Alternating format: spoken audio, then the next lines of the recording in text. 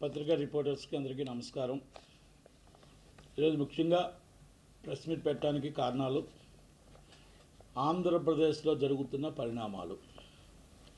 ఆంధ్రప్రదేశ్లో జరుగుతున్న పరిణామాలు ల్యాండ్ ఆర్డర్ ఉందా లేదా అనేది అనుమానంతో ఎలక్షన్ కమిషన్ వారికి ఒక లెటర్ రాయడం జరిగింది. ఎందుకు లెటర్ రాశానంటే మొన్న జగన్మోహన్ రెడ్డి గారి మీద రాయి దాడి, అది రాయి దాడా, గులక రాయి దాడా, లబ్బర్ దాడా, ఏ దాడైనా ఆయనకి దెబ్బ తగిలింది. మన రాష్ట్రానికి చీఫ్ మినిస్టర్ సెక్యూరిటీ లోపం కనబడింది కనుక ఆ సెక్యూరిటీని మన రాష్ట్ర చీఫ్ మినిస్టర్నే మన దగ్గరుండి కాపాడుకోవడానికి లేకపోతే ఆ చిన్న ఇష్యూలోని మన ల్యాండ్ ఆర్డర్ ఎక్కడ ఉందనేది. అంతకుముందు ప్రధానమంత్రి సభలో ల్యాండ్ ఆర్డర్ లోపం కనబడింది. మొన్న గాజువాకలో మన చంద్రబాబు నాయుడు గారు మాట్లాడుతుంటే రాళ్ళు వేశారు, అక్కడ ల్యాండ్ ఆర్డర్ ప్రాబ్లం కనబడింది. మన తెనాల్లో పవన్ కళ్యాణ్ గారు మాట్లాడుతుంటే ఒక రాయి తీసి కొట్టబోయారు, అక్కడ పట్టుకున్నారు, అంటే అక్కడ ల్యాండ్ ఆర్డర్ ప్రాబ్లం కనబడింది. ఆంధ్రప్రదేశ్లో ల్యాండ్ ఆర్డర్ ప్రాబ్లం ఒకటి కనబడింది. ఎలక్షన్ కమిషన్ వారు మొన్న పెన్షన్స్ అన్నీ కూడా వాలంటీర్స్ మాత్రం వద్దు, తక్కువ ఆఫీసర్స్ ఎవరైతే ఎంప్లాయీస్ ఉన్నారో వాళ్ళ ద్వారా ప్రత్యామ్నాయంగా కనిపెట్టి దాన్ని ప్రత్యామ్నాయం ద్వారా మన పెన్షన్స్ అందరికీ కూడా ఇంటికి చేర్చాలి, అంటే ఎలాగైతే ఇంతకుముందు ఇచ్చారో అలా చేర్చాలి అనేది ఒక ఎలక్షన్ కమిషన్ వారు ఒక ఆర్డర్ పాస్ చేశారు. అంటే లక్షల మంది ఉద్యోగస్తులు ఉండి కూడా చీఫ్ సెక్రటరీ గారు ఒక కావాలనో లేకపోతే దాంట్లో ఫెయిల్ అయ్యారనో తెలియదు, కానీ ఆయన మాత్రం ఎవరైతే పెన్షనర్స్ ఉన్నారో చాలామందిని దీంట్లో మంచాల మీద తీసుకురావడం, వైసీపీ వాళ్ళు కూడా చాలామంది ఇది ట్రోలింగ్ చేయడం, దాన్ని ఒక వైసీపీ అధికార పార్టీకి లాభం చేయిస్తూ ప్రతిపక్షానికి నష్టం కలిగే విధంగా చీఫ్ సెక్రటరీ గారు ఆ ప్రజల ప్రాణాలు పోవడం వల్ల చీఫ్ సెక్రటరీ గారు బాధ్యత వహించాలి, అంటే అక్కడ లోపం కనబడింది. ఈ లోపాలన్నీ కూడా మొత్తం టోటల్గా ఏదైతే లోపభూయిష్టంగా ఉందో డీజీపీ రాజేంద్రనాథ్ రెడ్డి గారు, అలాగే మందు ఏర్లే పాడుతుంది వాసుదేవరెడ్డి గారు ఉన్నారు, ఆయన రెడ్డి గారే వాసుదేవరెడ్డి గారు, అలాగే అక్కడ మన జవహర్ రెడ్డి గారు, అక్కడ మొత్తం టోటల్గా ఇవన్నీ ఏదైతే ఉన్నాయో ఈ పరిణామాలన్నీ కూడా మన ఎలక్షన్ కమిషన్ వారి దృష్టికి తీసుకురావడం జరిగింది. అయ్యా, రేపు 19వ తారీఖు నాడు నామినేషన్ల పర్వం స్టార్ట్ అవుతుంది. మే 13 దాకా ఎలక్షన్స్ ఉన్నాయి. ల్యాండ్ ఆర్డర్ ఇష్యూస్ రావడానికి అవకాశాలు ఉన్నాయి కనుక ఇలాంటి విషయాలన్నీ కూడా మీరు తమరు ఆలోచించి కేంద్ర బలగాలను దింపి ఇక్కడ డీజీపీ గారిని కానీ మన చీఫ్ సెక్రటరీ గారిని కానీ వీళ్ళ వాసుదేవరెడ్డి గారు అందరినీ కూడా మీరు వాళ్ళ మీద చూసి యాక్షన్ తీసుకొని కేంద్ర పాలిత పారామిలిటరీ బలగాలతో ఎలక్షన్ జరిపించాలి. ఎవరికి ప్రతిపక్షానికి అధికార పక్షానికి ఎవరికి ల్యాండ్ ఆర్డర్ ప్రాబ్లం లేకుండా ఓటర్ అనేవాళ్ళు స్వచ్ఛందంగా ఓటు వేసే విధంగా ఏ ఇబ్బందులు రాకుండా చేయడానికి మీరు యాక్షన్ తీసుకోవాలని ఒక లెటర్ రాయడం జరిగినది. 3 పేజీల లెటరు మొత్తం టోటల్గా వివరంగా జరిగినది. ఎందుకు జరిగిందంటే అయ్యా, 2019లో ఎలక్షన్స్ ముందు ఎయిర్పోర్ట్లో ప్రతిపక్ష నాయకుడిగా ఉన్న జగన్మోహన్ రెడ్డి గారి మీద దాడి జరిగింది. అది కోడికత్తి దాడి అన్నారు.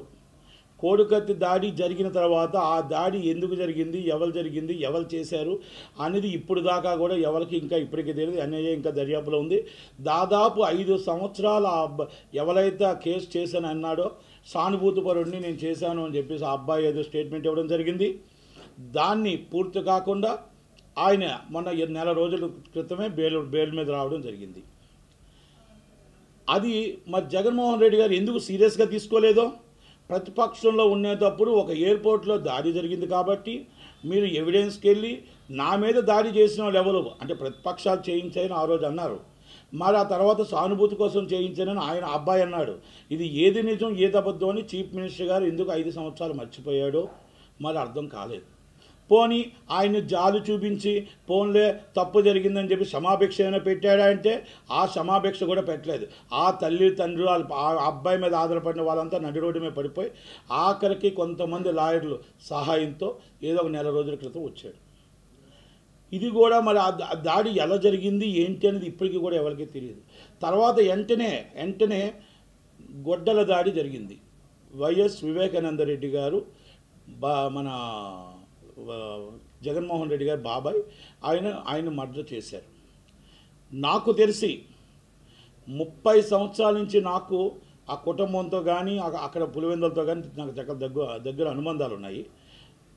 వైఎస్ కుటుంబం తప్ప పులివెందుల్లో వైఎస్ కుటుంబాన్ని ఎదిరించి కొత్తవాడు బయటకు వస్తే 30 కిలోమీటర్ 40 కిలోమీటర్ల దాకా డ్యాగ కన్నుతో మొత్తం సెక్యూరిటీ రూపంగా ఎవరు బయటకు వస్తున్నారు, కొత్త వ్యక్తి ఎవరు వస్తున్నారు అనేది చెక్ చేసుకునే ఏరియా పులివెందుల. అంటే పులివెందుల్లో వైఎస్ ఫ్యామిలీ మీద ఇలాగా ఏ మాట అంటానికి కూడా రాని ఈ రోజుకి కూడా అలాంటి వ్యక్తికి బయట వ్యక్తి వచ్చి ఎలా మర్డర్ చేశారు, ఎలా జరిగింది అది సిబిఐ విచారణలో ఉంది కాబట్టి నేను అంత దాకా వెళ్ళట్లేదు. కానీ బాబాయ్ మర్డర్ జరిగింది, ఎలక్షన్స్ వచ్చాయి, ఎలక్షన్లో మొత్తం టోటల్గా బాబాయిని చంపారు అనుకున్నారు, ఇదన్నారు అదన్నారు ఏమన్నారు, అయిపోయింది. ఎలక్షన్స్ అయిపోయిన తర్వాత ఇన్వెస్టిగేషన్లో 5 సంవత్సరాలు అయినా కూడా ఈ రోజుకి బాబాయిని ఎవరు చంపారో చెప్పలేకపోయారు. మొన్న మాత్రం పొద్దుటూరులో దేవుడికి తెలుసు నాకు తెలుసు అన్నది జనాలకు తెలుసు అన్నారు. జనాలకైతే ఎవరికి తెలియదు కానీ దేవుడికి మీకు తెలుసు. దేవుడు మనకు చెప్పడు కాబట్టి ఈయన మనకు చెప్పడు కాబట్టి ఎవరు చంపారు అనేది సిబిఐ వాళ్ళకైనా చెప్పాలి. సిబిఐ వాళ్ళు చెప్పిన అభియోగం ప్రకారం శర్మిలమ్మ గారు సునీతమ్మ గారు చెప్తున్నారు అవినాష్ రెడ్డి గారి మీద అభియోగం ఉంది కనుక ఇలా మా నాన్నని చంపారు అని చెప్పి ఆ అమ్మాయి ఒక్కరితో మాత్రం సుప్రీంకోర్టు దాకా తిరుగుతుంది. కనుక ఆ ఎలక్షన్లో అక్కడ ఇష్యూ జరిగింది. ఆ ఇష్యూ జరిగేటప్పుడు మొత్తం టోటల్గా వచ్చి ఆ అమ్మాయి ఈ రోజు దాకా కూడా ఆస్తులు లేకో లేకపోతే డబ్బులు లేకో లేకపోతే ఇంకోటి లేకో వెల్ సెటిల్డ్ ఆల్రెడీ వాళ్ళ నాన్నగారు ఆ పాపకి ఇచ్చేయలేరు. కానీ వైఎస్ రాజశేఖర రెడ్డి గారి సోదరుడుగా నా నాన్నని ఎవరు చంపారో నాకు తెలియాలని సుప్రీంకోర్టు దాకా తిరుగుతూనే ఉంది. ఓకే, శర్మిలమ్మ గారిది అక్కడ అన్నదమ్ములది ఏం గొడవ వచ్చిందా ఏంటని ఆ జోలికి నేను వెళ్ళట్లేదు. కానీ ఆమె ఒక పార్టీ పిసిసి అధ్యక్షురాలుగా అక్కడ ఎంపీగా నించున్నది. అక్కడ ఇద్దరు అక్కచెల్లెల్లో కలిపి అన్న మీద దండయాత్రకు వచ్చారు. అన్న మీద దండయాత్రకు వచ్చేటప్పుడు వాళ్ళు మాట్లాడుతున్న మాటలకు ఒక్కటి కూడా దండయాత్ర సమాధానం చెప్పలే. కానీ రాజన్న బిడ్డ అని ఒక వివేకానంద రెడ్డి బిడ్డ అని కాకుండా అసభ్యకరంగా ఇష్టం వచ్చినట్టు మీ రాజన్న కుటుంబంలోని బిడ్డే కదా ఆమెను కూడా ఇష్టం వచ్చినట్టు ట్రోలింగ్లు చేయడం మాట్లాడడం ఎవరు ఇష్టం వచ్చినట్టు. అలాగే మన విమలమ్మ గారు ఈమెకి మేనత్తే ఆయనకి మేనత్తే. ఆమె కూడా చెప్పిన దాంట్లో నిజం కనబడట్లేదు. కనుక చనిపోయింది మీ అన్నగారు ఎవరు చేశారు అనేది బయటికి మనం చెప్పలేనప్పుడు ఈ ఆంధ్రప్రదేశ్లో గవర్నమెంట్ ఏంటి అని ఆలోచించే లోపలే జగన్మోహన్ రెడ్డి గారి మీద దాడి జరిగింది.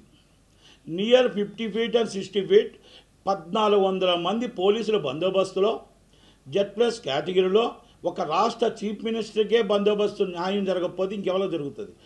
ఆయనకి ఒక 50 feet దూరంలో ఒక రాయి తగిలిందంట. అది రాయి తగిలిందా ఒక లబ్బర్ తగిలిందా ఏం తగిలిందా అది ఇన్వెస్టిగేషన్లో వాళ్ళు తేలుస్తారు. కానీ ఆ రాయి ఇక్కడ తగిలింది దెబ్బ.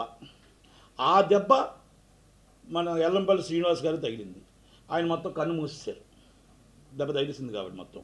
కనుక అయితే మనం ఇక్కడ ఒకటే అడుగుతున్నాం, కరెంటు పోయిన దానికి సిపి గారు ఒక షాక్ చెప్తున్నారు. అక్కడ ఆల్రెడీ సెక్యూరిటీ రీజన్స్ ఉన్నాయి కాబట్టి మేము ఆల్రెడీ కరెంటు మేమే తీసామంటున్నారు. ఇది తప్పు. మీకు సెక్యూరిటీ రీజన్స్ ఉండదు, కరెంటు వేసి ఉంచాలి.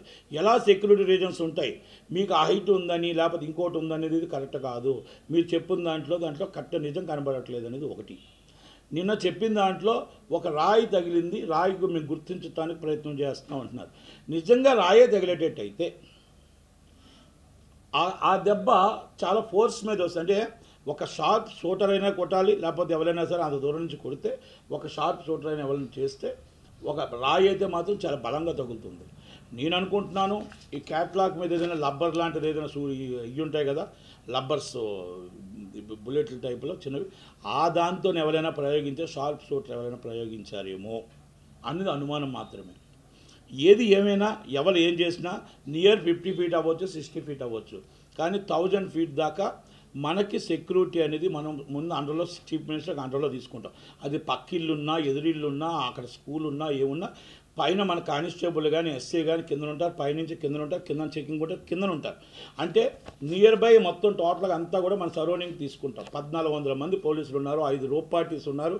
ఒక మొత్తం టోటల్గా మా ఇది జెట్లెస్ కేటగిరీలో మొత్తం టోటల్గా గూగుల్ స్పెట్స్ పెట్టుకొని వాళ్ళకి 1000 ఫీట్ దాకా మొత్తం టోటల్గా చిన్నది వచ్చినా కూడా వాళ్ళకి కనబడుతుంది. అందుకే అక్కడ సెక్యూరిటీ కాపలా కాసుకుంటాం. అక్కడ కానీ దెబ్బ తగులుతుంది అనుకుంటే, అక్కడ ఎవరైతే సెక్యూరిటీ చేసిన వ్యక్తి దెబ్బ తగులుతుంది అనుకుంటే ఆ దెబ్బని ఆపడానికి సెక్యూరిటీకి ముందు తగలటానికి ఆ సెక్యూరిటీ అనేది మొత్తం టోటల్గా చీఫ్ సెక్యూరిటీ ఆఫీసర్స్ ఉంటారు, రీజన్స్ ఉంటాయి. ఆ మనిషిని కాపాడటం కోసం వాళ్ళ దాటి రావాలే తప్ప మరి వాళ్ళంతా ఏమయ్యారు? జగన్మోహన్ రెడ్డి గారికి డైరెక్ట్గా వెల్లంపల్లి గారికి ఎలా తగిలింది? ఈ సెక్యూరిటీ ఆఫీసర్స్ అంతా ఏమయ్యారు? కింద ఉన్న వాళ్ళంతా ఏమయ్యారు? 1400 మంది పోలీసులు ఏమయ్యారు? ఆ వ్యక్తి కింద నుంచి సైలెంట్గా నడుచుకుంటూ ఎలా వెళ్ళిపోగలిగాడు? ఇది మెయిన్ ఇంపార్టెంట్. ఎందుకంటే పైన పోలీసు వాళ్ళు ఉంటారు, ఇక్కడ ఇంట్లో పక్కింట్లో పోలీసు వాళ్ళు ఉంటారు, ఇక్కడ ఉంటారు, కిందన పోలీసు వాళ్ళు ఉంటారు, చెకింగ్ ఉంటారు. ప్రతి ఇంటికి నియర్ బై 1000 ఫీట్, నేను 50 ఫీట్ అంటున్నారు కదా, 1000 ఫీట్ దాకా మన ఆధీనంలో ఉంటుంది. మనం చీఫ్ మినిస్టర్ వస్తున్నాడంటే మొత్తం డాగ్స్తో ప్లానింగ్తో 1/2 కిలోమీటర్ దాకా మొత్తం టోటల్ క్లియర్ చేసుకుంటూ వస్తామా కాదా? ఇది సెక్యూరిటీ లోపం ఉందా లేదా? ఇది ల్యాండ్ ఆర్డర్ ప్రాబ్లం ఉందా లేదా? ఇది ఎవరు చేయించారు? ప్రతిపక్షం చేయించారా? అధికార పక్షం చేయించారా? ఎవరు చేయించారు? లేకపోతే ఆగతాయిలు చేశారా? ఇది ఆగతాయిలు చేసే పనిలాగా కనబడట్లేదు. ఇది ప్రతిపక్షం మీద నెపం చేయడానికి మీకు జరిగిన ఇన్సిడెంట్ 15 నిమిషాల్లో ఎలా లైవ్లో మనుషులు దొరికారు, ఎలా సోషల్ మీడియాలో వైరల్ అవుతుంది, ఎలా సోషల్ మీడియాలో మొత్తం టోటల్గా ఏడుపులు పెడబెబులతో ఎలా మీరు సోషల్ మీడియాలో మొత్తం టోటల్గా చేయగలిగారు? వైసీపీ కార్యకర్తలు అవ్వచ్చు, వైసీపీ నాయకులు అవ్వచ్చు, వితిన్ 15 మినిట్స్ అండ్ బైట్స్ ఎలాగొచ్చాయి. కొన్ని ఛానల్స్కి గబా బైట్స్ అప్ టు ఇచ్చాపురం నుంచి అప్ టు సోలూరుపేట దాకా ఎలా రాగలిగాయి, ఎలా మొత్తం టోటల్ అనంతపురం దాకా రాగలిగాయి, ఇవన్నీ కూడా అనుమానంతో పరిగణించాల్సినవే. ఇన్సిడెంట్ జరిగిన తర్వాత సోషల్ మీడియా ఒక్కసారి చెక్ చేస్తే social media within 10 minutes and 5 minutes ఒకటి మనం ఇక్కడ ఏదైనా మనం బయట తీసుకుంటే ఆ బయట మనం వెళ్ళడానికి కూడా మినిమం ఒక 10 మినిట్స్ 20 మినిట్స్ పడుతుంది, అప్లోడ్ చేయడానికి కూడా పడుతుంది. అలాంటిది మనకి 10 మినిట్స్లో సోషల్ మీడియాలో గగ్గోలు పెట్టే విధంగా ఎందుకు వచ్చింది? రాత్రి 1 గంట దాకా లైవ్లు పెట్టారంటే ఎవరి ఇష్టం వాళ్ళది, దానికోసం కూడా మనం మాట్లాడట్లేదు. ఇలాంటి విషయాల్లో ప్రతిపక్ష నాయకుడిని అబాసుబాలు చేసి ప్రతిపక్షాన్ని వీక్ చేయడం కోసం మీరు ఇక్కడ అధికార పక్షం చేసిందా, అధికార పక్షంకి కొంత కొమ్ముకాస్తం ఛానల్స్ చేశాయా అనేది అనుమానించదగ్గ విషయం. ఇక్కడ నేనేమంటున్నానంటే ఇక్కడ ఏది జరిగినా ఏం జరిగినా దాడే జరిగింది కాబట్టి అది నిష్పక్షపాతంగా తేల్చాల్సిన ఈసీకి కంపల్సరీ ఆ బాధ్యత ఉంది. ఎందుకంటే ఎలక్షన్ కమిషన్కి ఒక 2019 కేసు ఏం జరిగిందో తెలియదు ఈరోజు దాకా. గొడ్డలపోటి వివేకానంద రెడ్డి గారి ఎవరు చంపారో తెలియదు ఈరోజు దాకా. ఇప్పుడు కూడా మళ్ళీ ఏం జరిగిందో తెలియకుండా దీన్ని ఇలా కాలయాపన చేస్తూ రాకూడదు అనేది, అది ఎవరు చేశారు, ఏం చేశారు, ఎవరి దగ్గర నుంచి చేయించారు, ఎవరి దగ్గర చేయించారో కూడా ఎలక్షన్ కమిషన్ సీరియస్గా తీసుకొని కేంద్ర బలగాలతో ఎలక్షన్ నడిపించాలి. కేంద్ర బలగాలు రేపు 19 తారీఖు నుంచి రేపు మే 13 దాకా ఎలక్షన్ దాకా స్వేచ్ఛగా ఓటు వేసే విధంగా ఉండాలనేది నా మనవి. ఎందుకంటే నేను ఒక కంటెస్టింగ్ ఎమ్మెల్యేగా, ఒక సీనియర్ రాజకీయ నాయకుడిగా, నేను ఏ పార్టీకి నాకు సంబంధం లేకపోయినా ఒక ఆంధ్రప్రదేశ్లో ఉన్న పౌరుడిగా కంపల్సరీ న్యాయ నిర్ణయితగా ఒక స్వేచ్ఛగా ఓటు వేయడానికి ఉండాలి తప్ప ఇలాగ ఈ రాజకీయాలు ఒక చీఫ్ మినిస్టర్కే సెక్యూరిటీ లేనప్పుడు ఒక సామాన్య వ్యక్తికి ఏముంటుంది, నిలబడిన ఇండిపెండెంట్కి ఏముంటుంది, నిలబడిన ఒక క్యాండిడేట్కి ఏముంటుంది సెక్యూరిటీ? ఈ రౌడీజాలు ఈ రాజ్యాలు ఇవన్నీ దారుమారు అవ్వాలి. అలాగ అవ్వాలి అంటే కేంద్ర బలగాలతో ఎలక్షన్ నడిపించాలి. ఎలక్షన్ కమిషన్ సీరియస్గా తీసుకోవాలి. కేంద్ర ఎన్నికల సంఘం మన ప్రధానమంత్రి గారికి జరిగింది, మన ఈరోజు ప్రతిపక్ష నాయకుడికి జరుగుతుంది, అలాగే పవన్ కళ్యాణ్ గారికి జరిగింది, చీఫ్ మినిస్టర్ గారికి జరిగింది. ఇది ఎవరు చేశారనేది కావాలి. ప్రతిపక్షం అంటారా, నీకు తేల్చండి. అధికార పక్షం అంటారా, నీకు తేల్చండి. ఆకతాయిలా నిగ్గు తేల్చండి. ఇది రాయితో పని కాదు. ఇన్వెస్టిగేషన్ గట్టిగా జరగాలి. ఇన్వెస్టిగేషన్ అనేది చాలా జాగ్రత్తగా జరగాలి.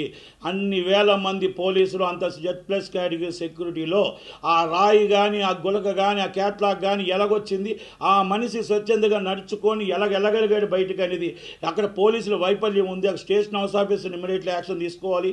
అక్కడ ఎక్కడైతే ఎలక్ట్రిసిటీ బోర్డు ఉందో అక్కడ ఏడీని, ఏఈని, ఎలక్ట్రికల్ ఇన్స్పెక్టర్ని అందరి మీద యాక్షన్ తీసుకోవాల్సిన బాధ్యత మన మీద ఉంది. అలాగే స్టేషన్ హౌస్ ఆఫీసర్ ఉన్నాడు, ఏసీపీ ఉన్నాడు, డీసీపీ ఉన్నాడు, అక్కడ సెక్యూరిటీ లోపల చీఫ్ సెక్యూరిటీ ఆఫీసర్ ఉన్నాడు. వాళ్ళ మీద ఇమ్మీడియట్లీ యాక్షన్ తీసుకోవాలి. Z+ కేటగిరీ అంటే మామూలు విషయం కాదు. ఒక చీఫ్ మినిస్టర్కి ఇచ్చిన సెక్యూరిటీ మనం రావాలన్నా కలవాలన్నా మనకి ఎంత పెద్ద ప్రతిపాదనలు ఉంటాయో అని మీకు అందరికీ తెలిసిన విషయం. ఒక రాయి ఎలాగొచ్చింది, ఓకే, నేను కూడా చూశాను. ఆ నియర్ బై స్కూల్ అంటున్నారు, ఇంకా పూర్తిగా నిర్ధారణకు రాలేదు. ఆ రాయి అక్కడ స్కూల్ నుంచి వచ్చినా కూడా 100 feet వస్తుంది. 100 feet దాకా అంత ఫోర్స్లో రాయి వస్తుందా? ఆ రాయి అక్కడ తగిలి ఇక్కడ ఎందుకు తగులుతుంది? ఒక్కసారి ఆలోచించమంటున్నా. ఇవన్నీ కూడా ఇది రాజకీయ వైరాలు ఉండొచ్చు. ఓకే, మీరు వాళ్ళని వాదించుకోండి, మీరు వాళ్ళని వాదించుకోండి. ఇక్కడ ప్రజలను అన్యాయం చేయొద్దు, ప్రజలను ఇబ్బంది పెట్టొద్దు. స్వచ్ఛందంగా ఓటు వేయాలి. ఆ స్వచ్ఛందంగా ఓటు వేయడానికి ఎలక్షన్ కమిషన్ స్వచ్ఛందంగా కేంద్ర బలగాలతో ఎలక్షన్కి నడిపించాలి. ఇంకా ఎలక్షన్కి ఇంకా నోటిఫికేషన్ రాలేదు. రేపు 18వ తారీఖు నాటి నుంచి వస్తుంది, 18 నుంచి వస్తుంది. 19 నుంచి వస్తే మే 19 దాకా ఇంకా ఎన్ని ప్రాబ్లమ్స్ అవుతాయి, ఇంకా ఎంత ఇబ్బంది అవుతుంది. దయచేసి ఎలక్షన్ కమిషన్ వారు నేను ఇచ్చిన లెటర్ని పరిగణలోకి తీసుకొని ఒక్కసారి ఆలోచించి జగన్మోహన్ రెడ్డి గారి మీద జరిగిన దాడిని, 2019 జరిగిన దాడిని, అలాగే మనం వివేకానంద రెడ్డి మీద దాడిని, అవన్నీ 3 ఒక పరిగణలోకి తీసుకోండి. ఆ పరిగణలో తీసుకొని ఎలక్షన్ కోసం ఇది వాడుకోకుండా ఈ మొత్తం టోటల్గా దీన్ని సీరియస్గా తీసుకొని ఎవరు చేశారో వాళ్ళ మీద, అక్కడ చేసిన వాళ్ళని కాదు చేయించిన వాళ్ళని కూడా మీరు యాక్షన్ తీసుకొని ఇది బయటకు బహిరంగత చేయించవలసిన అవసరం మీకు ఉంది. కాబట్టి దయచేసి ఇది చీప్ టిక్స్ చేస్తున్నారని కొంతమంది నాకు అనుమానం ఉంది కనుక సోషల్ మీడియాలో ఇంత బేగా ఎలాగొచ్చిందో ఒక్కసారి సోషల్ మీడియా కూడా వెరిఫికేషన్ చేసి దానికి వీటికి ఎవరు దగ్గరుండి చేయించారు, ఆ పోస్టులు పెట్టించిన వాళ్ళు ఎవరు, ఆ ఇన్సిడెంట్ జరిగింది ఎన్ని గంటలకి, పోస్టులకి వాటికి కూడా ఒక్కసారి వ్యత్యాసం చూసుకుంటే మనకి బాగుంటుంది అనేది నా మనవి. దాని మీద ఎలక్షన్ కమిషన్ సీరియస్గా యాక్షన్ తీసుకుంటుందని నేను అనుకుంటున్నా. అలాగే ఇమ్మీడియట్లీగా షర్మిలమ్మ గారికి సెక్యూరిటీ పెంచాలి, అలాగే సునీతమ్మ గారికి సెక్యూరిటీ పెంచాలి. ఎందుకంటే ఒక దాడి తర్వాత ఇంకో దాడి జరిగే అవకాశాలు ఉన్నాయి కాబట్టి, అది కానీ జరిగితే వాళ్ళకి ప్రాణహాని ఉంది కాబట్టి షర్మిలమ్మ మీద ఎట్టి పరిస్థితుల్లో సెక్యూరిటీ పెంచాలి, సునీతమ్మ మీద పెంచాలి. ప్రతిపక్షాలకు సెక్యూరిటీ ఎక్కువగా ఇవ్వాలి, పవన్ కళ్యాణ్ గారికి సెక్యూరిటీ ఇవ్వాలి, చంద్రబాబు నాయుడు గారికి ఎక్కువగా, లోకేష్ గారికి సెక్యూరిటీ పెంచాలి. ఎందుకంటే ఈ దాడుల వెనక ఎవరున్నారో తేల్చవలసిన బాధ్యత ఉంది. వాళ్ళని క్యాండిడేట్లను కూడా మన దగ్గరుండి జాగ్రత్తగా వాళ్ళకు కూడా సెక్యూరిటీ ఇచ్చి మన ఎలక్షన్ స్వచ్ఛందంగా నడపాలని, ఆ నడపడానికి మొత్తం టోటల్గా ఎన్నికల కమిషన్ సీరియస్గా తీసుకోవాలనేది నా విన్నపం, నా request. Thank you very much. అయిపోయిందా?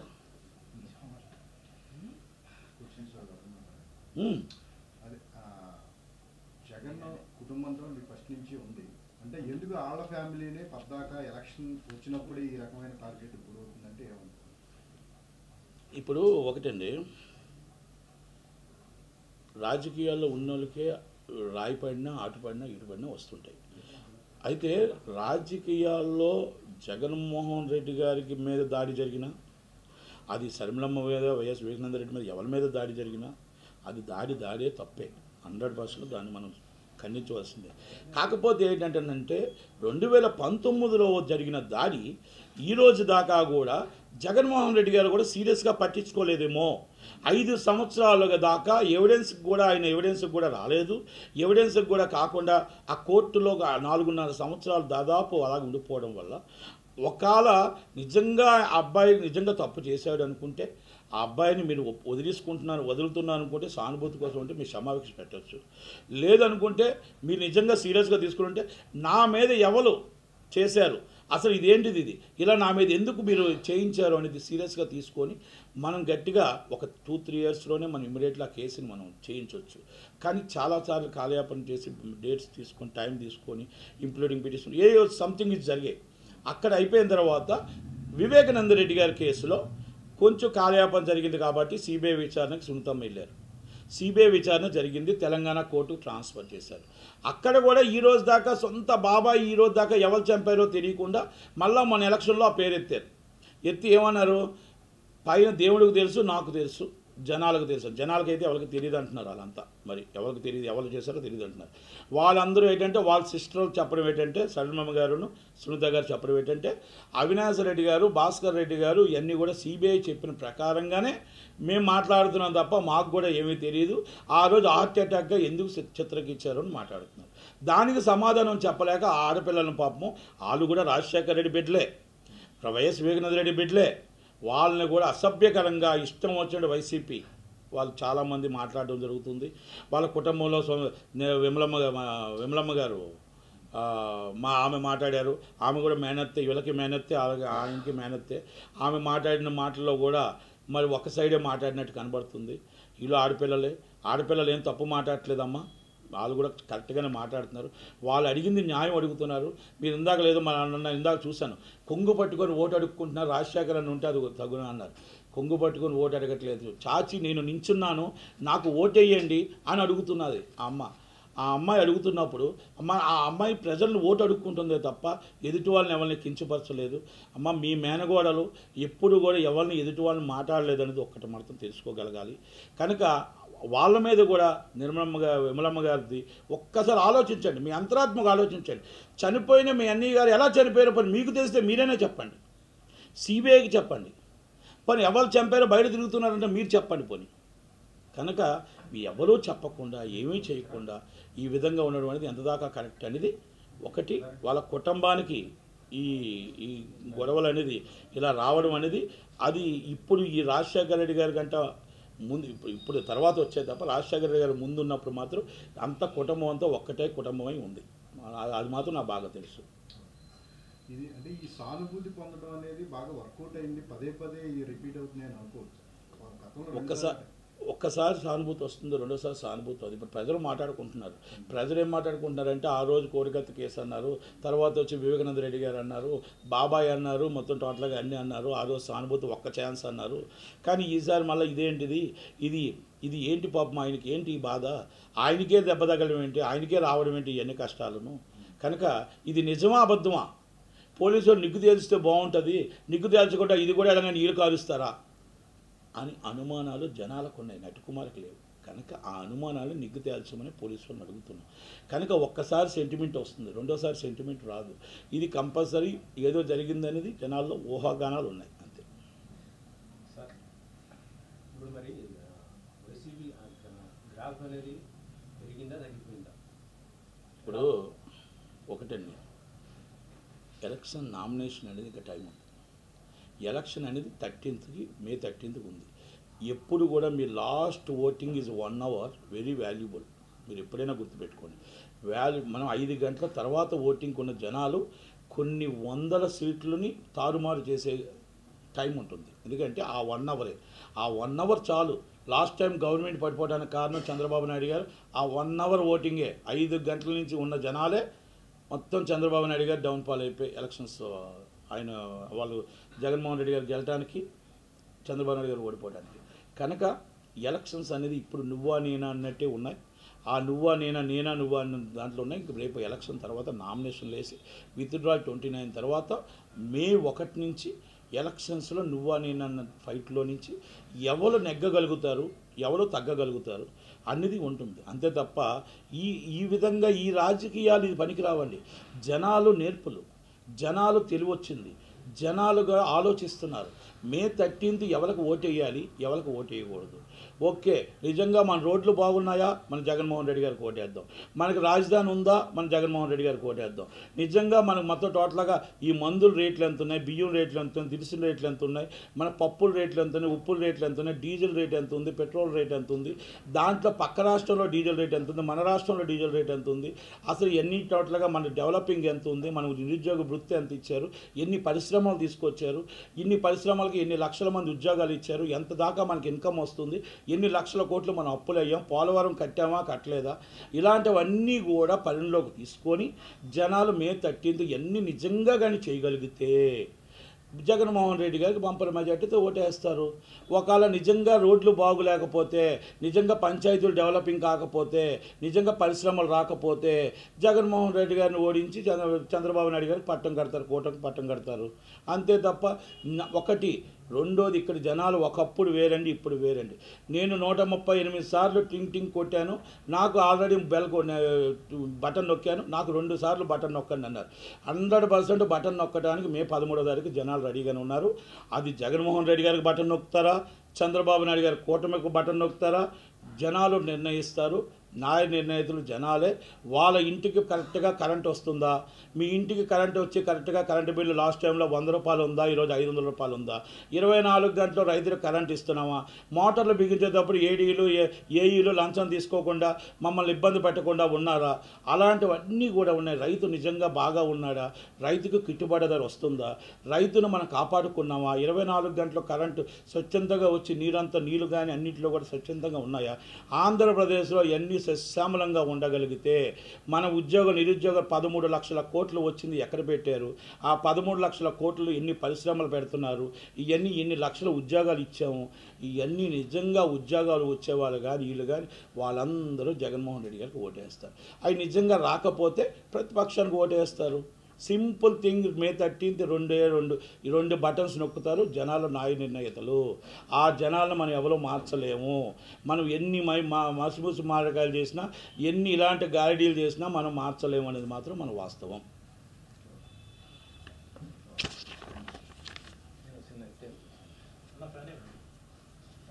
అది ఇండస్ట్రీ ఉంది, రెడీ అంటే చేద్దాం.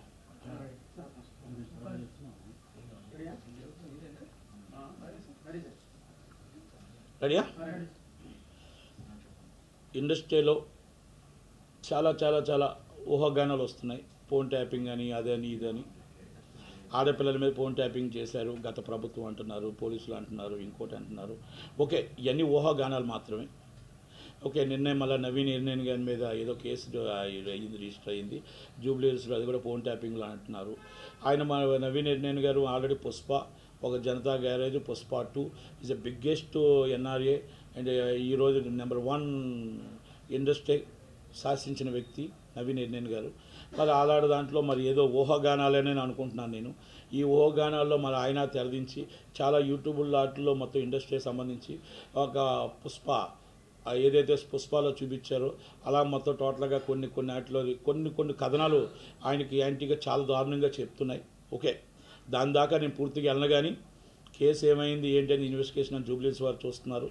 కనుక ఫోన్ ట్యాపింగ్లో కొంతమంది ఆడపిల్లలు కూడా ఫోన్ ట్యాపింగ్ చేశారు, వాళ్ళు కొంతమంది ఇబ్బందులు పడ్డారు, సినిమా ఇండస్ట్రీ ఇబ్బంది పడింది అంటున్నారు. కానీ ఈరోజు దాకా ఫిలిం ఛాంబర్ కానీ కౌన్సిల్ కానీ ఎవరు కూడా ఇండస్ట్రీ కానీ పట్టించుకోలేదు. అలాగే ఇక్కడ ఆల్రెడీ ఇంతకుముందు డ్రగ్స్ కేసుల్లో కానీ వాటిల్లో కానీ ప్రతిసారి ఇండస్ట్రీ వస్తుంది. ఇండస్ట్రీని ఏళ్ళు చూపిస్తున్నారు, కొత్తగా వస్తున్నారు, ఇండస్ట్రీని ఏళ్ళు చూపిస్తున్నారు, మళ్ళీ క్లీన్ చిట్ ఇస్తున్నారు.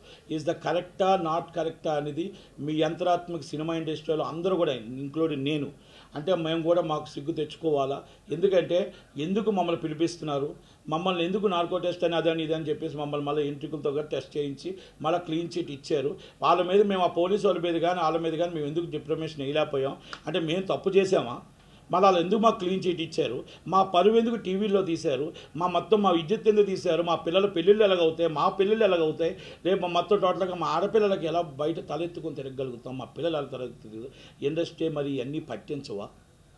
మరి గత ప్రభుత్వం చేసిన అరాచకం అంతమందిని తీసుకెళ్ళి మొత్తం టోటల్గా మీ టీవీలో 24 అవర్స్ మీరు లైవ్లో చూపించి పరువులు తీసిన తర్వాత అందరికీ క్లీన్ చీట్ ఎలాగొచ్చింది, ఒక్కరు కూడా తప్పు చేయలేదు అనే దాని మీద ఎందుకు వచ్చింది, ఎందుకు ఇండస్ట్రీని మళ్ళీ దాని విధంగా తీసుకున్నారు, ఈజ్ ఆ పోలీస్ ఆఫీసర్స్ మీద ఎందుకు యాక్షన్ తీసుకోలేదు. ఇప్పుడు మళ్ళీ ఫోన్ ట్యాపింగ్ అంటున్నారు, ఇంకోటి అంటున్నారు. ఇది కూడా ఎంత దాకా నిజాలు ఎంత దాకా అబద్ధాలు, ఎన్ని కథనాలు ఏంటిది, ఎక్కడి దాకా వస్తుంది. సినిమా ఇండస్ట్రీలో ఆడపిల్లలతో ఆడుకోవడం, ఇలా మొత్తం టోటల్గా టీవీల్లోనే ఏదో కథనాలు నడిపించడం, ఈ విధంగా పోలీస్ డిపార్ట్మెంట్కి కూడా కరెక్ట్ కాదు. అలాగే గవర్నమెంట్కి కూడా ఏ గవర్నమెంట్ మారుతో ఆ గవర్నమెంట్ మాట్లాడుతూ వచ్చి ఇండస్ట్రీకి మమ్మల్ని ఏదో చూచాయిగా వార్నింగ్ ఇచ్చేటట్టు, అక్కడ ఏదో ఎన్కన్వెన్షన్ ఒక గోడ బద్దలు కొట్టినట్టు మళ్ళీ వాళ్ళకి క్లీన్ చీట్ వస్తుంది. అయ్యప్ప సొసైటీలో గోడ బద్దలు కొడితే వాళ్ళకి క్లీన్ చీట్ వస్తుంది. ఇవన్నీ ఎక్కడికి వెళ్తాయి, ఎలాగొస్తున్నాయి, ఎక్కడికో నాకు అర్థం కావట్లే. ఇప్పుడు చాలామంది ఈ విధంగా ఇండస్ట్రీలో ఉన్నాయి కాబట్టి ఇండస్ట్రీని వాడుకుంటున్నారు. మనం ఇండస్ట్రీ వాళ్ళం ఎవరం కూడా ఎందుకు మనం ఖండించలేకపోతున్నాం.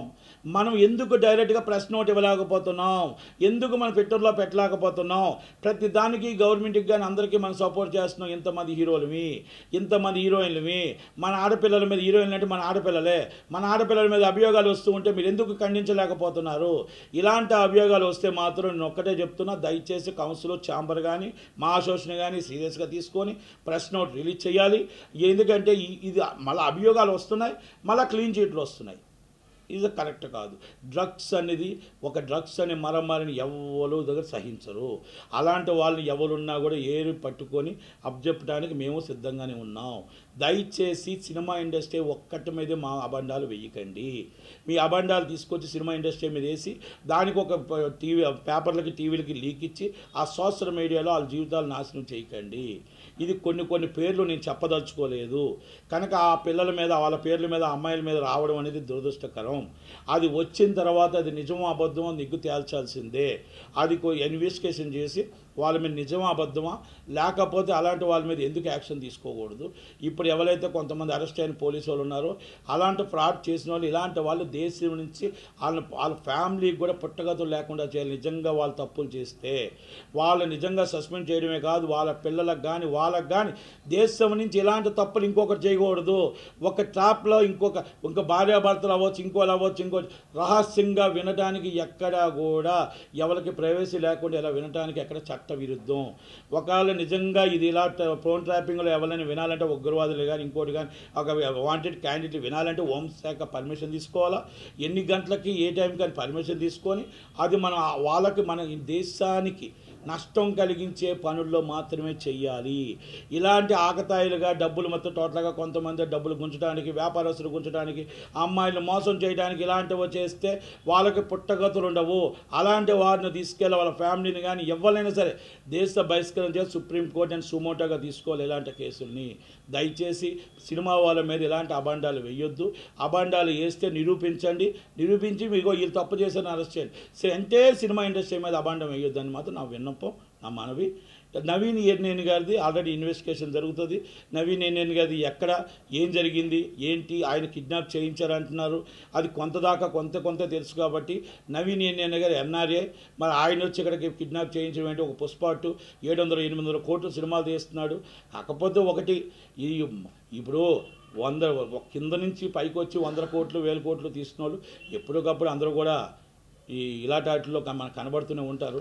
ఎందుకంటే పెద్ద రియల్ ఎస్టేట్ వస్తారు, పెద్ద రియల్ ఎస్టేట్ చాలా గొప్పవాడని వస్తారు ఇండస్ట్రీలో.